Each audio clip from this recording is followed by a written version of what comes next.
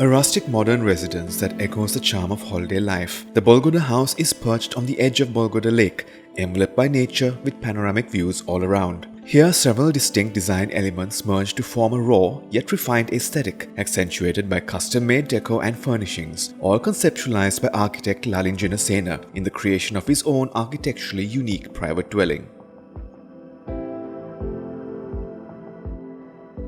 The vision for the Bolgoda House was to create a home on this spectacular location, which is on elevated land, and it overlooks the Bolgoda Lake from two sides. There was a pre-existing house which was built in the 80s, and that was integrated as part of the back end of the house, and the whole front of the house was designed and built brand new. So the main ethos of the design was to create a home where you have beautiful living spaces, where you also have the view on the outside, and to sort of break the boundary between the inside and the indoors and the outdoors. So when you're in the living room of the house, you have a beautiful atmosphere created within the living room, and the view is a little bit further away.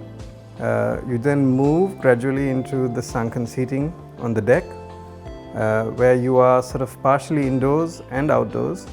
You have the trees around you, and the view is even more closer. And then from there you progress onto the cantilevered seating area, where you are virtually floating in mid-air, and you are surrounded by nature.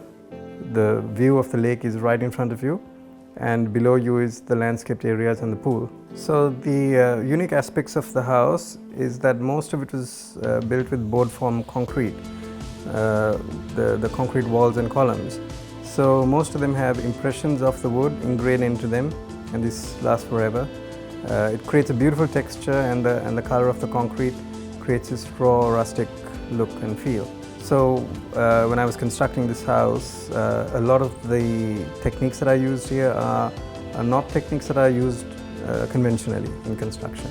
So for example, board form concrete is not something that's used everywhere, and contractors are not familiar with it. So I created a manual on how to make the formwork, how to join the formwork, so that concrete doesn't just run down the walls and stain it and make it ugly.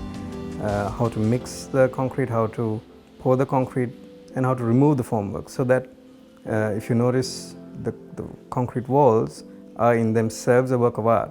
The other design features, I would say, are the circular drum windows, which act as portals to frame certain views. Another unique aspect is the yellow spiral staircase, which takes you up to the office room. So besides the main living spaces, the house has two study rooms. One of them is on the rooftop, and it's cantilevered about 20 feet off the roof over the pond.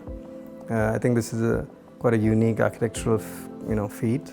There's also a boathouse at the bottom of the land, right on the lake, and this was an existing structure which I could not change, but I restyled it to fit in with the style of the house. The house has a lot of nature around it. It's surrounded by nature, but not just outside, on the inside as well. So I created a beautiful central pond within the house, and the master bedroom basically wraps itself around this central pond. Most of the walkways and the stairways, you will notice, are covered in foliage, which we allow them to grow naturally. We don't try to control nature. We allow nature to take its own course.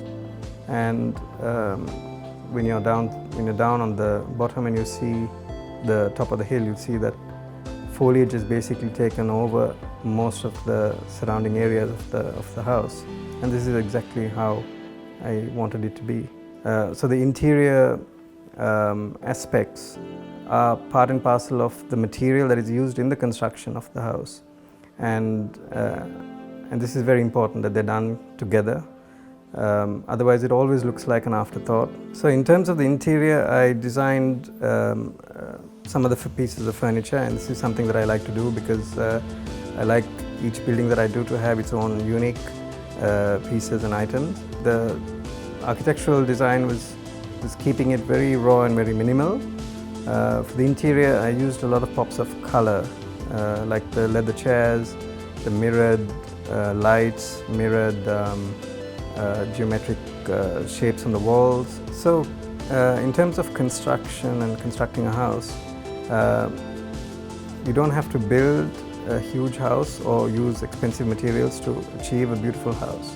It means you don't have to spend a lot of money to achieve a beautiful house. What it does need is the designer to be very thorough about the details that he or she wants, and making sure that the contractor that you work with has a good understanding of what you need.